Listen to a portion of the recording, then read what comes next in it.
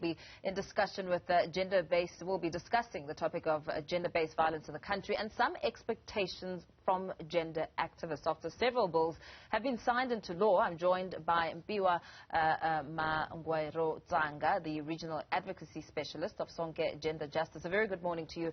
Thank you so much for joining us. Of course, a lot of eyes will be on President Cyril Ramaphosa's speech tonight when it comes to matters of gender-based violence. And some of the efforts and bills that have been put in place, are you seeing the fruits of those bills when it comes to people's day-to-day lives and the victims as well as accountability?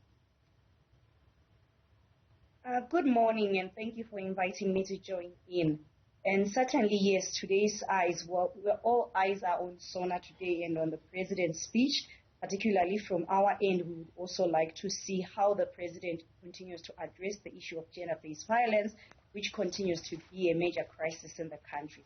Yes, 3 bills have been passed into law, which is quite commendable because they seek to address some of the inherent gaps that have always been there when it comes to addressing the issues of gender-based violence.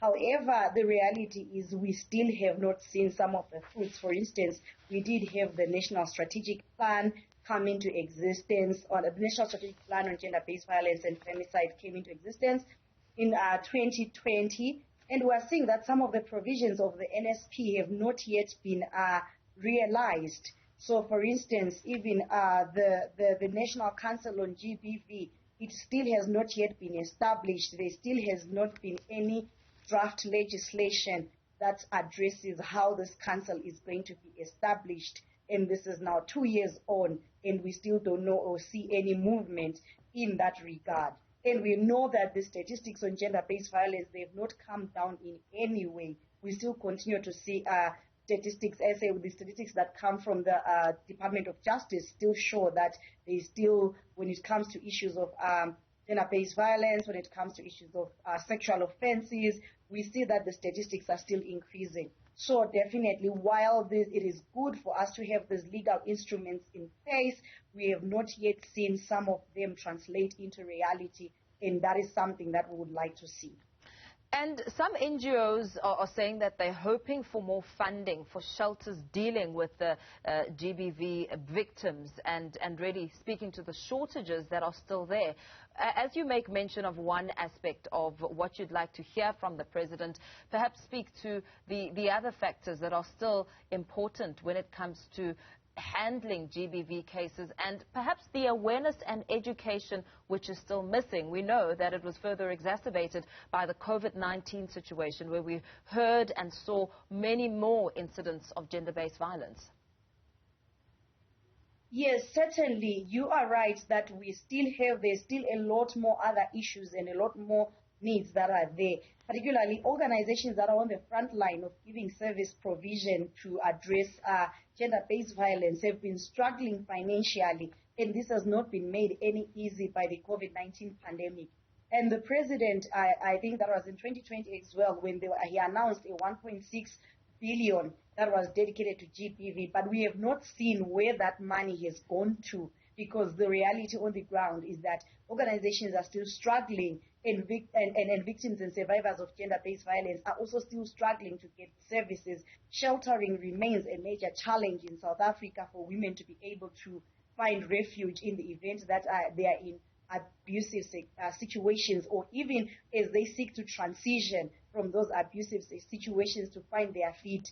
Sheltering is still a major challenge in the country, and we are not sure where the 1.6 billion has gone to, and we are saying that more resources need to be availed for us to be able to effectively deal with this issue, because much as, like what I alluded before, it's good that we have the laws in place, but for as long as the resources that accompany these laws are not adequate, or as long as they are not sufficient mechanisms to enable us to ensure that these laws are made a reality, then we continue to witness the high increase of gender-based violence, and we know that globally, world over, COVID-19 resulted in an increase in terms of gender-based violence and abuse against women and girls because of the nature of how we had to closed down, shut down behind closed doors. But women and girls continue to need these vital services. And we're also saying that the criminal justice system,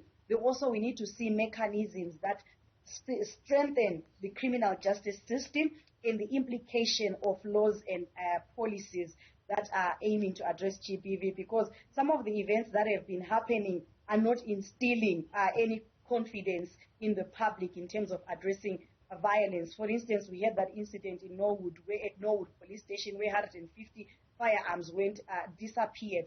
That doesn't instill confidence in the public that when it comes to issues of dealing with violence, and we know that a significant number of some of these firearms end up being used by men against women. We have seen a number of high femicide cases in our country. So we are saying that there is need to strengthen the criminal justice system and be able to retain that public confidence that is needed. Thank you so much. Mpiwa Magwiro-Tsanga, Regional Advocacy Specialist at Sonke Gender Justice, weighing in on some of the expectations when it comes to matters of GBV, as the President will be delivering the SONA.